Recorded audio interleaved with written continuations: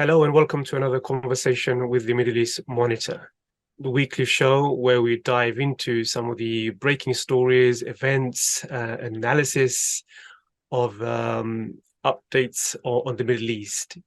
Today we are talking about the Palestinian Nakba, more specifically about a new exhibition which is being held in Venice, and we have the curator of the exhibition, Faisal Saleh, to talk us through about the exhibition and the origins of the idea of hosting a Nakba exhibition in Europe. Faisal was born in the town of Bireh, Palestine, to a refugee family from the village of Salama, 5 kilometers from Jaffa. In 2018, after 40 years as an entrepreneur working, Faisal turned his attention to establishing the first Palestinian museum in the US, the Palestine Museum US. It's a huge, vast complex in our exhibition space, featuring over 200 works of art and many Palestinian cultural artifacts. Thank you for joining us, Faisal. My pleasure. Thank you. Your history itself is quite interesting. I want to get to that a little bit later, about your upbringing and your experience as a refugee from Palestine living in the US, how you ended up with such an amazing project. But let's begin with, just the idea itself of establishing the Palestine Museum US, which showcases various Palestinian art, culture, and history. So what inspired you to establish the Palestine Museum US? There are a number of things. First, on the personal side, I had been in the US for a long time and really focused on business and entrepreneurial work, did not really pay much attention, and I did not to the Palestinian issues, and did not really come across any compelling opportunities to do something for Palestine. So I was kind of itching to do something to help the Palestinian cause.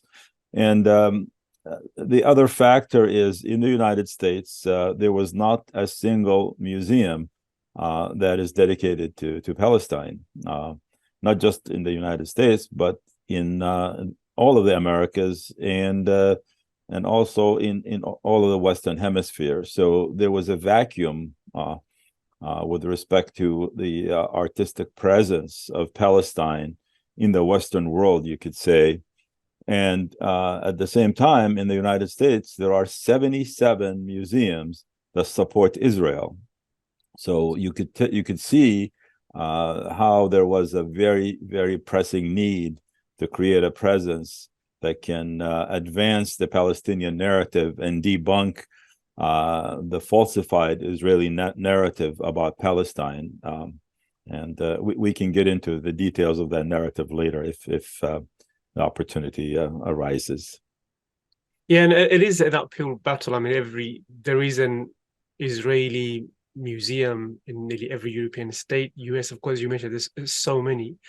But I'm wondering, of course, how you got into that. You mentioned that you went through a period in your life where you really wasn't that deeply connected, but you were born in Palestine. So tell us a bit about your history, your family's history, where you were born, and also a bit about just what you did in the US. You mentioned entrepreneurship, business, and what were you doing in the US? Yes. Well, first of all, my family comes from a village called Salama. Salama was one of the largest villages in Palestine as far as population. There were 7,000 people living in Salama prior to 1948. And Salama was east of Jaffa, and it was protecting the back flank of Jaffa when Salama fell to the Zionist forces on April 25th of 1948. A day or two later, Jaffa also fell down and was run over and taken over by the Zionists. So my family my family, along with a lot of the women and children in Salama, had began leaving the village because of the fighting that was taking place. There was a lot of intense attacks back and forth, Salama being like 1 kilometer from the nearest Israeli settlement that was called Hatikva, and a few kilometers from Tel Aviv also.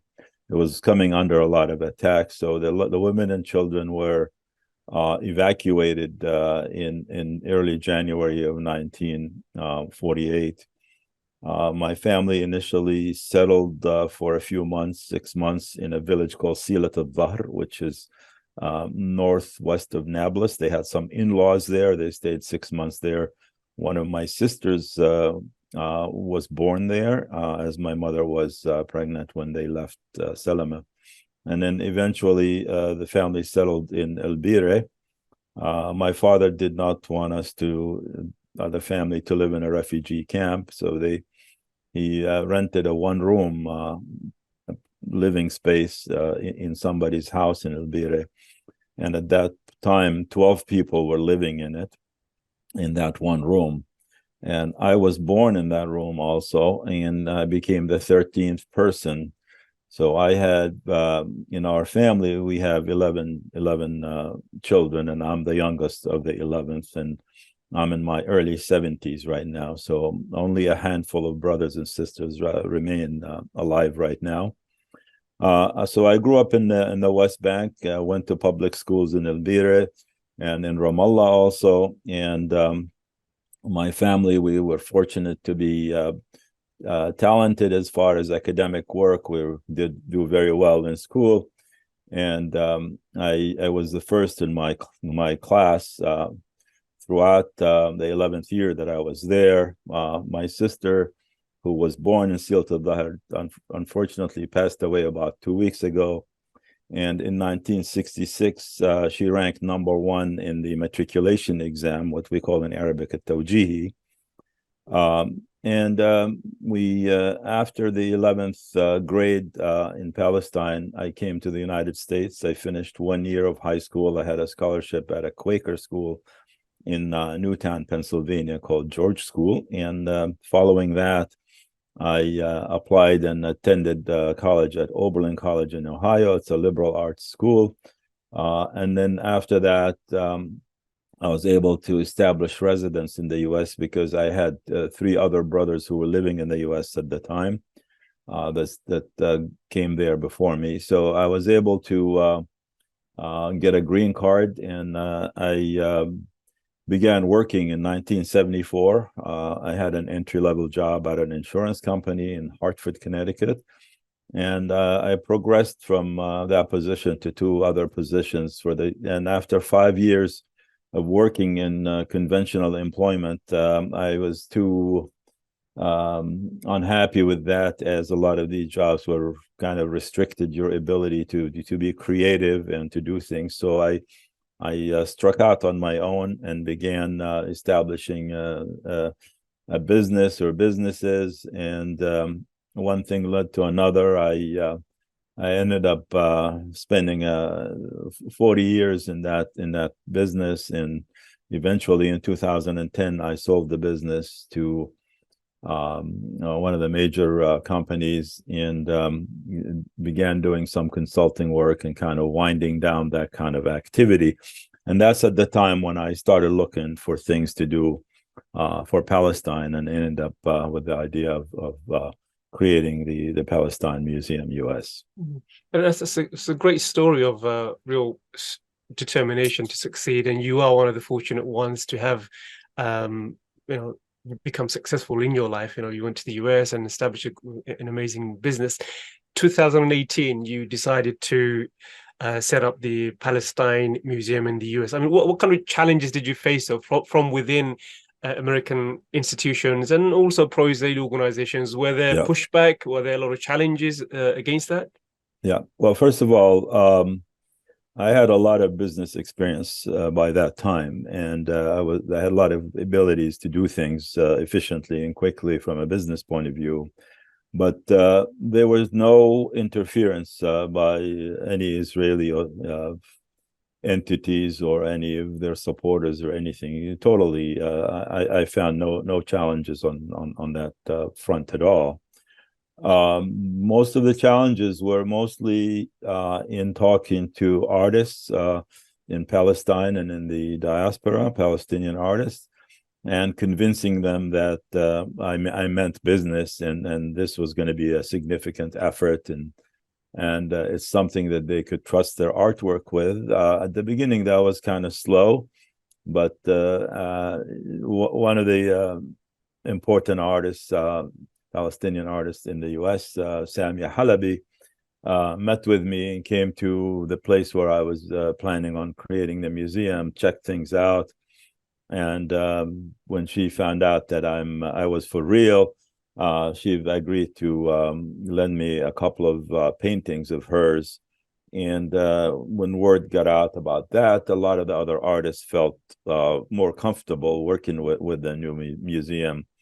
And we were able to get a large number of works before the museum opened. So when the museum opened, it was totally full in terms of artwork. All the walls were covered with artwork and with photography and artifacts and sculptures, and you have it.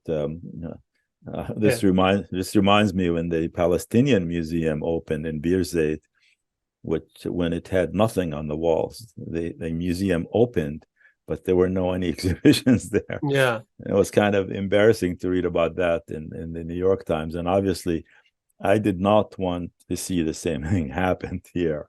We were very conscious of that, made sure that every inch of space was taken and covered. So I mean, we found out about the new exhibition in Venice. So can you talk a little bit about that, and what made you want to bring the exhibition to Europe? I mean, it's billed as, the boldest presentation of, the dispossession of the Palestinian people from their land in 1947-48 and onwards. As many of our viewers would know, more than 500 Palestinian villages were demolished, razed to the ground during the creation of Israel and over the subsequent years as well. 750 to 800,000 Palestinians were also expelled, ethnically cleansed, some would say, from their homes, and they're not been allowed to return to their country. So this is ongoing history of ethnic cleansing and erasure of a nation and an entire community. That story is known, I would say, by many of our readers. But you wanted to now bring this to Venice. So when did you make that decision, and what was the thinking behind that? Just a little bit of background. The museum first participated a year earlier in the Venice Biennale Arte. This is the art biannual exhibition that was in 2022. We applied for that and got accepted and participated as what's called a collateral event. A collateral event is a major exhibition that's put on by a nonprofit organization that's dedicated to the arts. And there's an important consideration here for the type of exhibition that we ended up with in terms of the method of the exhibition, because the Biennale has three different divisions in it. It's called the International Exhibition, which is curated by the Biennale's curator. They have national participation, which is open to countries, but only countries that Italy recognizes. And Palestine happened to be not a country that Italy recognizes. A lot of people don't know that. But Italy does not recognize Palestine. Hardly any of the European countries recognize Palestine. So this is an issue we had to face. And the only option for us to represent Palestine was to apply for what's called a collateral event that I spoke about a minute ago. And that's what we did in 2022. And we had a 7-month exhibition that was an art exhibition, which was very successful. Now, this year, we applied to participate in the architectural exhibition. And the theme that we selected is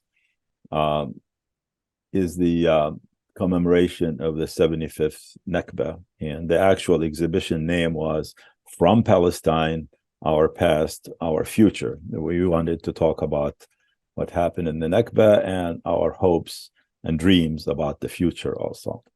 So the reason Venice is because Venice is the world's art summit. It's the summit of the art world. It's like the events that happen in Venice in art and architecture are the most prestigious events in the world.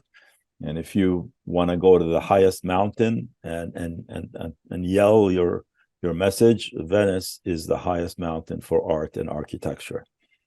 So the world converges on Venice every year when the exhibit opens in May, and you get thousands of people come there. So in 2022, we had over 100,000 people visited the Palestine exhibit that was called From Palestine with Art. And this year so far, the exhibit opened in May, and so far we had about 50,000 visitors that went through the museum's exhibition, the architectural exhibition, the one that deals with the Nakba. And so it is very important to be represented in Venice as a nation. So we are representing Palestine as Palestine. We're not representing ourselves as a museum. We are representing the Palestinian people as a whole. And it is very important that the Palestine name be there in Venice, because our enemies are there.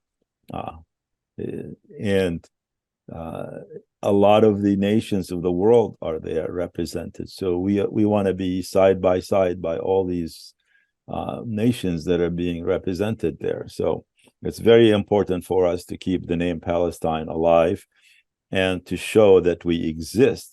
As you know, in Europe now, it is very difficult to put on exhibits about Palestine in general, and particularly about the Nakba. If you say Nakba in Germany, they can arrest you. If you wear kafia in Germany, you could get arrested. And if you carry the Palestine flag, who knows how many weeks in prison you can get for that. We'll talk about some of the challenges you face, and also the pro-Palestinian campaigners are facing in Europe, because it is, as you said, become a very, very hostile environment in Europe for a number of reasons. I want to ask, so the background I'm looking at, so where is that the American Museum, or is that in Venice? No, that's Venice. This is the exhibit in Venice. As you can see, it's a pretty big room. It's 150 square meters of exhibit space, all in one room. And you've got other backgrounds as well from Venice, haven't you? Yes. Do you have other backgrounds you can show us, just our viewers? Okay, that if you can't, that's fine. Yeah, let me. So while you do that, I mean, the exhibition is happening right now until November, isn't it? November 26th. Yeah. Okay. This is just another. So that's also Venice. Another image from the other side of the room, from the front of the room. You can see on the right side there are 7 computer monitors with different exhibits on them. And on the left side, there's artwork there. And this is one of the significant pieces of art. This is a 7-meter wide drawing. It's by an artist called John Halaka, who is a professor at San Diego University in the US. And this drawing was made with 2 rubber stamps. Each one has one word on it, forgotten survivors. And by stamping these 2 words, he created everything that you see behind me there. And it took a few years to do it. That's the size of a wall, I assume.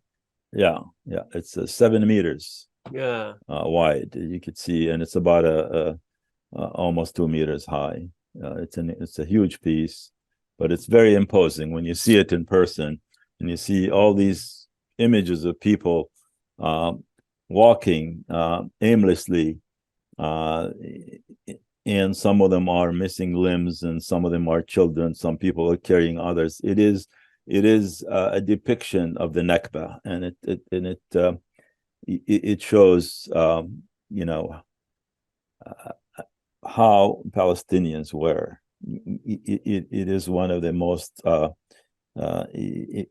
emotional pieces in the exhibit, that when you stand there and watch and see hundreds of people coming at you, been ejected and expelled from their homeland, some of them at gunpoint, some of them in fear of massacres that took place near them, and a lot of anguish that surrounds that. I mean, the artwork does perfectly capture the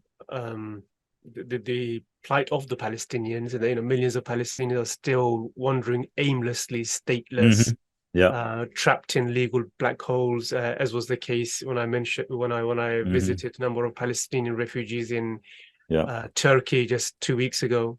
That is their life, really, walking aimlessly through life. And this one is from Palestine. This one here is actually a stack of the exhibition book. We published a book about the exhibition that has all the artwork and all the artists and the theme and the curation information in that book. And the cover picture is a picture of schoolgirls that was taken in 1957 in one of the refugee camps in Gaza. And when we talk about the past and the present, that picture represents both the past and the present. The past in the sense that these were refugees, but yet they were learning and very, very keen on studying and getting an education. And they were the future of Palestine. And these women now are in their mid-70s, if we do the math about the years. So they are the past and the future of Palestine. Our children are the future of Palestine. So this is just an overall, that was a rendition before the exhibit opened, before we had all these other pictures. So these are really amazing artworks. How did you go about selecting the artists? I mean, talk a little bit about that. Sure. The project itself, the different artists. You mentioned one professor from the US. So what were your criterion for selecting? First of all, anytime we do an exhibition, particularly a major exhibition like this, there are some, we need to observe a degree of diversity. We need to make sure that we have demographic diversity in terms of age, gender diversity. We make sure we have enough men and women participating in the exhibit, and also diversity in terms of the type and style of work and the geographic diversity. We make sure we have people from the diaspora, from the US, from Europe, from Palestine, from what we call the interior, from Haifa and places like that, and also from the West Bank and from Gaza also. So we made sure that we are representing the broad spectrum of the locations where Palestinians exist, and also the different ages, the accomplished artists and the rising artists, the men and women. So we made sure that, that everybody's represented. And then we were looking for specific things that represents the message we want to give about the Nakba. And there is a particular work here that is very unique and was seen for the first time, which is an animated map that's shown as a video on the computer, that shows chronologically starting from December of 47 through January of 49, the date and the villages that were depopulated and destroyed on that date. And that animation ticks one day by day. And as that happens, you see the area of the village lights up on the Palestine map. And the villages were color-coded based on which ones had massacres, which one the people were terrorized by massacres next door to them, or what they were told about the massacres and told them, if you don't leave, this is going to happen to you. Like remember Deir Yassin was a famous slogan that the Zionists were using and blaring through loudspeakers in Jaffa, for instance. That's how it got a lot of people to grab their children and leave. So this map is a chilling display that takes 10 minutes, and it goes through about 500 villages. And each Palestinian who is a refugee has his village comes up on that map and lights up on the date that that village was run down and destroyed and depopulated. So every Palestinian refugee has a date and knows when their village was taken down. Mine was April 25th, 1948. So you meet a Palestinian refugee, ask them, what date was your village taken down? And like you said earlier, there were 800,000 people expelled in a variety of ways from Palestine. And that's not a small number. That's a huge, that basically a whole nation was uprooted from the ground and thrown out. And that's the reason we wanted to focus on. 3/4 of the population. Yeah, 80% of the population. The reason we wanted to focus on this is, yes, in Europe, people heard of something like this, but none of them really understand the scale of it and the extent of it and how ruthless that was and what the impact of it was on the human beings and what it did and how it is still going on for 75 years. And these people have not seen justice. They have their grievances have not been addressed. They haven't even been listened to, much less, receiving compensation or receiving any accommodation, or at least they don't even have human rights in many of the places that they exist. So in Europe, there's total ignorance about the Palestinian issue. Yeah, there may be some people here and there, but by and large, we have people walk into this exhibit and they don't know anything. And they spend an hour or two there talking to some of the people we have there that help explain things. And then they come out a different person. There are two types of people come to visit. The people who are genuinely interested in learning about the Palestinians. They're intrigued. They hear a lot about the issue, but they don't understand the details of it. And there they find a lot of things. There are a lot of other animations that, in terms of villages that have been recreated as, in virtual reality. Like there are 3 villages that you can travel over and see that those villages don't really exist now. And then there is the other kind of visitor that are Israeli supporters. In Europe, there are a lot of Israeli supporters. In the US, for instance, the Jewish community is somewhat divided in some cases, where there's a certain significant number of the Jewish community understands the Palestinian issue and supports Palestinians. In Europe, there's hardly any of that. So we have people come in and they're yelling and screaming. They're so upset of what they're seeing on the walls and on the floor. And by the way, there's a map of Palestine from 1948 that's 7 meters long. You can read every one of those 500 villages while you're standing without having to bend down. The map is so big. And those people come and say, the map is wrong. It says Palestine on it. This is Israel. We told them, nah, this is Palestine. Well, at least in 1948, it was Palestine. And they go screaming, and then they get very upset, and they walk out, want to talk to the people who manage the building and then had that host the exhibit for us. And it basically what it's telling us is we're getting to these people because we are debunking their allegations and the things about, like, there's no such thing as Palestine. So look at all these villages. They're all Arabic names in 1948. There are 500 of them. Not a single one of them had a Hebrew name. Yeah. And the map is very detailed and it's pretty clear. When you walk in the room, you're looking something in front of you on the floor, a map that's 7 meters long and 3 meters wide, and you can walk on it. It's a walk-on map. So it's the whole floor. Half the room has a map on it. So you mentioned, of course, one of the reasons this exhibition, one of the goals of the exhibition is to inform and educate.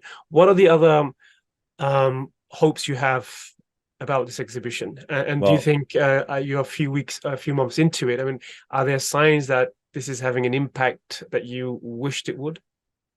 well, we have about 50,000 people that went through the exhibit so far, according Wow. to the buildings people that, and we also have a couple of guest books that have been filled with comments from the visitors. As you know, only a small number of people, percentage of people, fill out these comments in the books, but all the comments are very favorable, and we don't really have any quantification as to what the impact is, because it's really difficult to tell. But we know a lot of people coming through, and a lot of people hear about it. And thanks to people like yourselves, you wrote about the exhibit also. You got some of that information out, and this conversation would go a long way also. But there's a very important aspect to this that has to do with the Palestinian visitors that come to the exhibit. And when they walk into the exhibit, I've noticed with my own eyes that people were crying as soon as they walked into the exhibit. They're overwhelmed with emotion to see for the first time in the middle of Europe such bold expression of Palestinian identity and the Palestinian narrative in the middle of Europe. They are used to seeing, a little exhibit here, a little exhibit there, people doing ala dalona and doing kafiyas and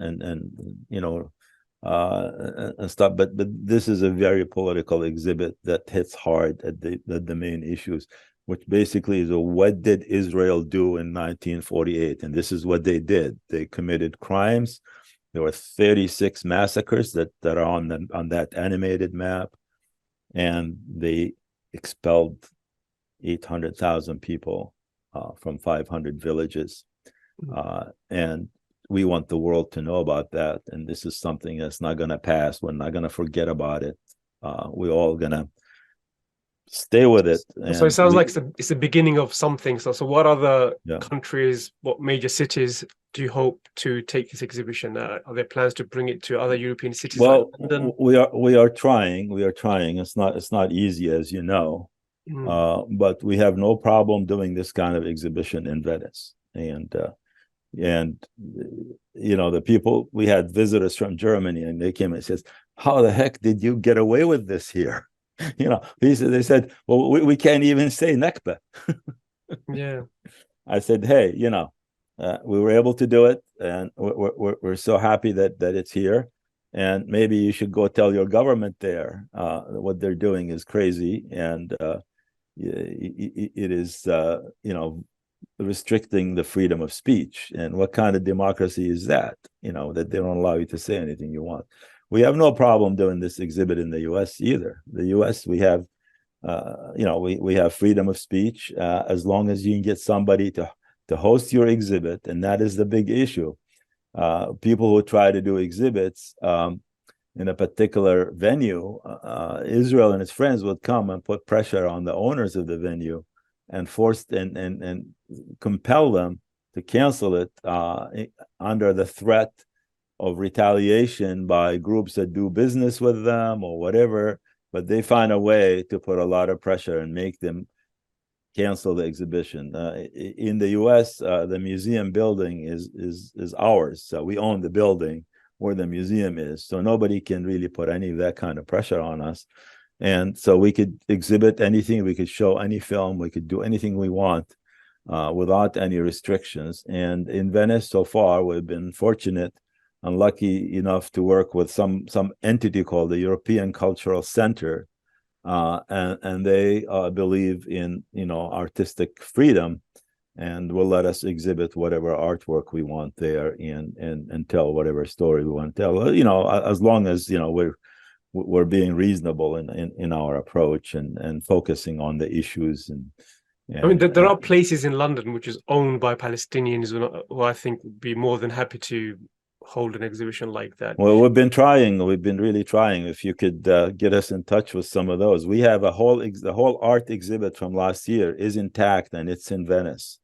It's waiting to go to the next destination. Now, in February of this year, we got an invitation from the Accademia di Belle Arte di Roma, which is the most prestigious art academy in Italy, in Rome.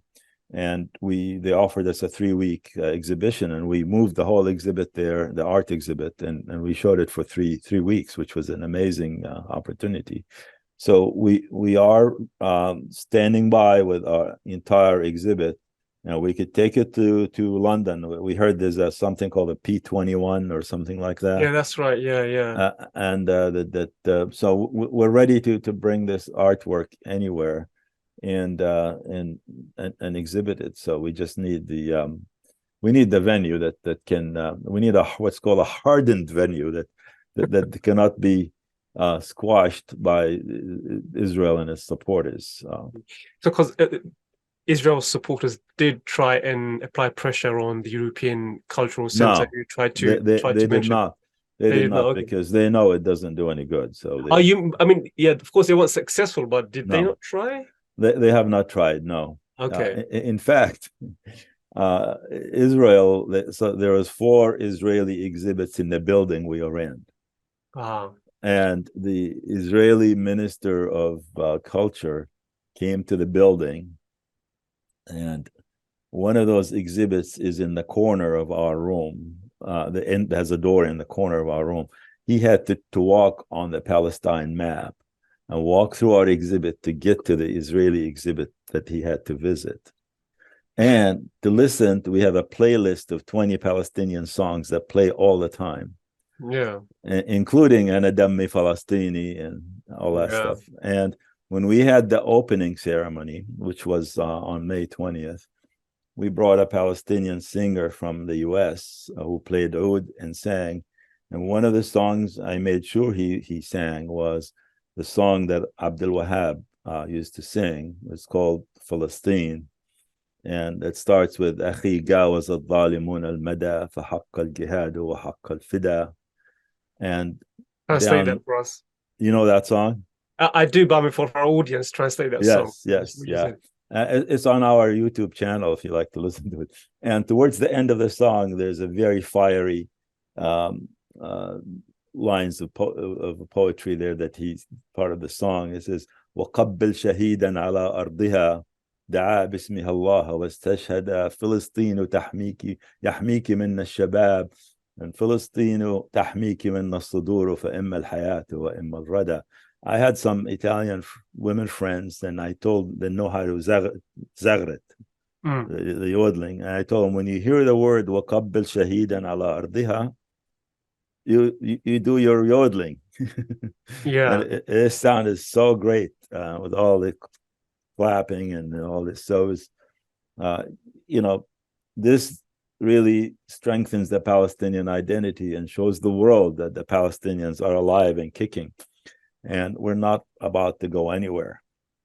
And if anything, we're getting stronger and stronger in terms of our own self-determination. Yes, the world around us is clamoring over going to lick Israeli boots and things like that, and normalize relation with them, but that doesn't do anything for us, and we're still standing very, very strong and behind our rights, and we're not going to give up on anything. And so do you, just the last question, general on a broader outlook? So do you see yourself as part of a much broader cultural, social backlash against what's happening? Because as you know, you mentioned on a state level, Arab countries are normalizing relationships, and it's very difficult to make countries shift on the issue of Israel. But you are part of a cultural backlash, social, communal backlash, civic backlash to what's happening in Israel, which most human rights organizations say is apartheid. So that backlash is gaining momentum, at least at a cultural level. So do you see yourself part of a much broader campaign in that sense? Well, in the West, we see a certain amount of understanding and appreciation for the predicament of the Palestinians and the conditions they're living under and we see that movement is growing, and there are more and more people feel the pain of the Palestinians, are supporting the Palestinians, and we hope that will increase. I wanted just to point out that the Arab countries were never officially supporting the Palestinians. They were supporting the Palestinians, just superficially and by words only. But in the back, behind the scenes, they were double dealing with Israel for a long time. And so all the kings and all the queens and all the dictators in the Arab countries, they never were supporting Palestinian rights and Palestinian issues. There may be one or two leaders who are no longer with us now, who really stood up for Palestine. So this is nothing new to us. The fact that the Arab countries want to normalize with Israel, well, they were normalizing with Israel a long time ago. It's just nobody knew about it. And in 1948, the Arab countries, they did not do anything for the Palestinians in 1948. They had no orders to attack anybody or to defend the Palestinians. They let the Palestinians suffer and get massacred and killed and overrun and expelled from their land while their armies was sitting on the border doing nothing, and they never provided any aid for the Palestinians. So the Palestinians are standing for themselves, and we will continue to do that, whether the Arab countries are going to be with us or not. We know that the masses of the Arab people are on our side, and look what happened in Libya when word came out that the foreign minister met with Israel. It was such a big backlash that the whole country was vibrating with the noise, with the sound of disgust from the people of Libya. Given the right time, we will see that in a lot of the other Arab countries where Israel comes and goes now, and where Israel is welcomed and they treat it as like partners and business things, at a time where the Israeli soldiers are kicking Palestinian women in their backs, and arresting children as young as 12 years old and putting them in prison, killing people left and right, and executing people in the street in daylight, in where everybody's watching, destroying homes. There are 1,000 things that Israel does every day that's a violation of human rights. And if you want to do business with them, be our guest. But long term, we think it's a bad idea. And long term, you will regret doing business with Israel, because that kind of activity, that kind of crimes that are being committed will eventually affect your relationship, will affect you. You can't do business with somebody like that and not get affected by it.